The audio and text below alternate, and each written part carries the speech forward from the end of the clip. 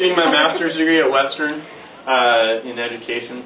There was some bad stuff that happened on campus. It's actually sort of sad, scary. There were two different times this guy tried to attack girls on campus in the basement of Miller Hall, and he dragged him into the bathroom and tried to assault them and stuff.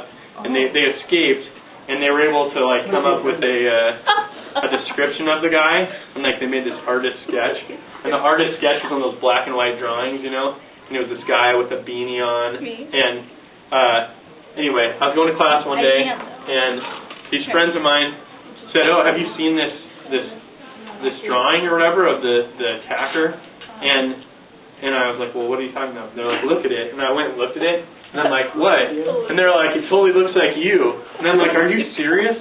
So I looked at it again, and I was like, "Well, I mean, it's sort of. I mean, I'm like, it's not me, obviously, but I suppose it could be me in this picture, you know." And I read the description, and the description was between 5'4" and 5'6", blonde hair, blue eyes, you know. And I'm like, okay, clearly that's not me.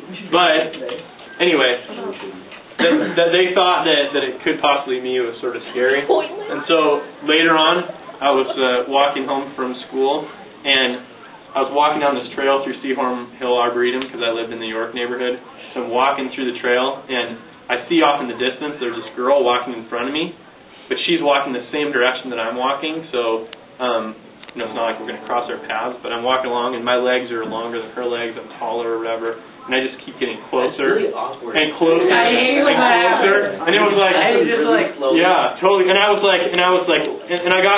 started to get closer and closer, and then I was thinking about all this other stuff, and I'm just and she could be totally freaked out right now. I'm just gonna wait until she's gone, and then I'll walk home. So I went and just sat down on this rock, and I just sat there for 10 minutes so that I'd be sure that she was out of the woods.